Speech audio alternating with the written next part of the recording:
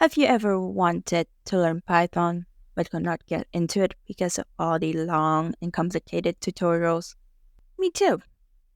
I've always found learning through execution much better. So I thought, what if we learn it by making a game? I went on some research and found a Reddit post made by user Kiss Me Son of God, awesome name by the way, asking what is the difference between Python, Pygame, and Ren'Py. And in that post, the lead developer of Ren'Py commented.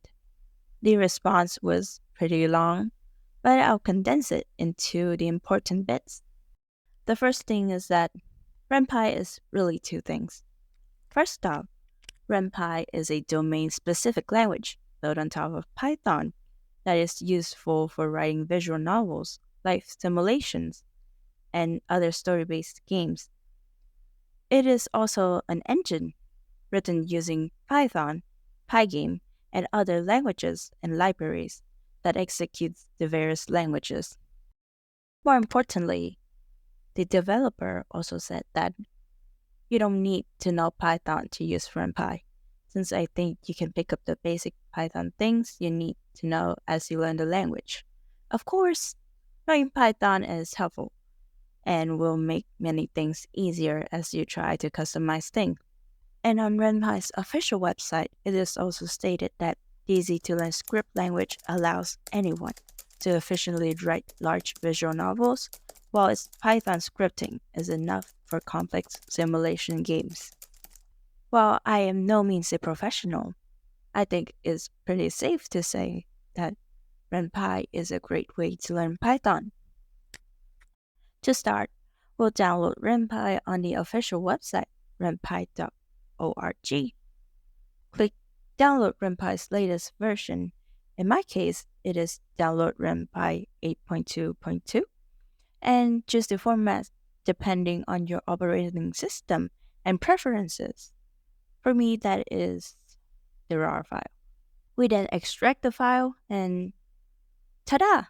The setup is complete. In the home screen, the tutorial offers introductions, demonstrations, and you guessed it, tutorials of lots of concepts. So if there are any features you want to learn about Ren'Py, tutorial is a place where you would most likely find the answers. They even have a mini game of Pong in there, which was very cool. In addition to the tutorial, Ren'Py also comes with a built-in visual novel with a pretty nice plot, I might say, for you to check out and familiarize yourself as a player. Once everything's finished, we can now create our very first project. First, click Create New Project located on the left of the screen. This is where you'll be asked to choose a directory where your projects will be located in. Then, let's name your project. I named mine Yo. Next, choose a resolution that you want your game to be in, and pick a color for the project background and accent. In order to begin coding in Ren'Py, you need to select an editor. This is where you can edit your codes in. While this is not very different from the programs required to learn the usual Python, Ren'Py removes the need to download Python and an IDE, Integrated Development Environment for short, or an editor, both of which are quite complicated to set up and navigate in my opinion. I chose Visual Studio Code as it is the most popular one. Another great thing about Ren'Py is that instead of having to go to the website, download, and extract Visual Studio Code, you just need to sit back and let Ren'Py do all the work. Once everything is done, you'll see that your project is now available on the home screen alongside tutorial and the question. By clicking on the project's name and Launch Project on the bottom right corner, you'll be greeted by a very simple sequence of the character Eileen, represented by a placeholder that looks suspiciously like Madoka, telling you that you've created a new Ren'Py game. To edit the code and create your game, you're gonna click on script.rc RPY in the edit file column. This automatically opens your editor. As you can see, the green lines starting with hashtags are comments, which are implemented to help you understand the function of given lines. You can choose to keep or delete this as it will have no impact on the product. As a beginner, I recommend that you keep some of the original codes as a base to follow and later add more as you go. So under the given example, I define dude as a character name, some dude, which means that whenever I mention the word dude, the program will now know that I am talking about the character named some dude. It's like a nickname. Underneath the label start line is where your novel's content begins.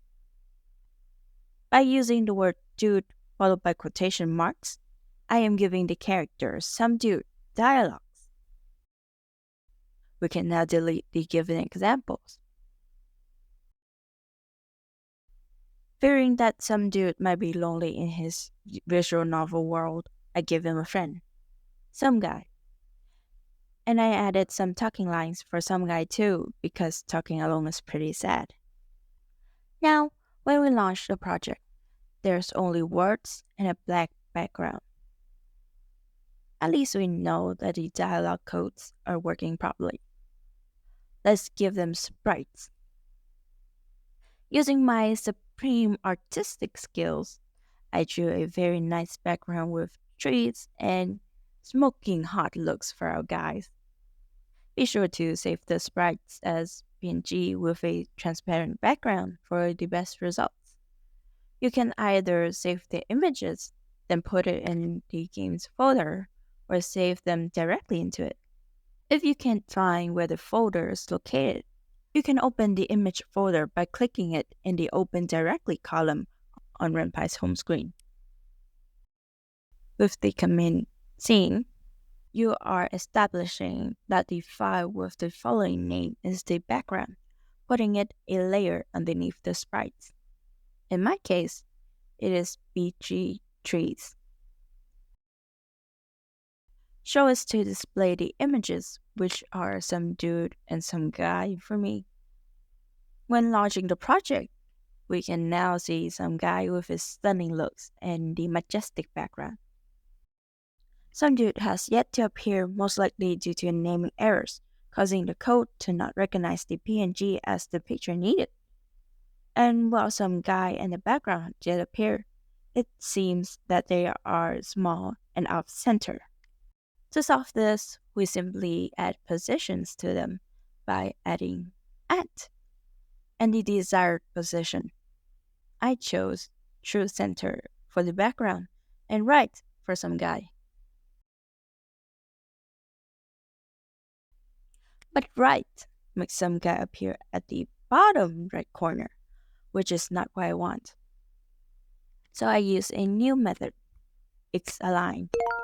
X-align, as the name implies, align the image on the x-axis, aka left and right, with 1 being the very right and O being the very left.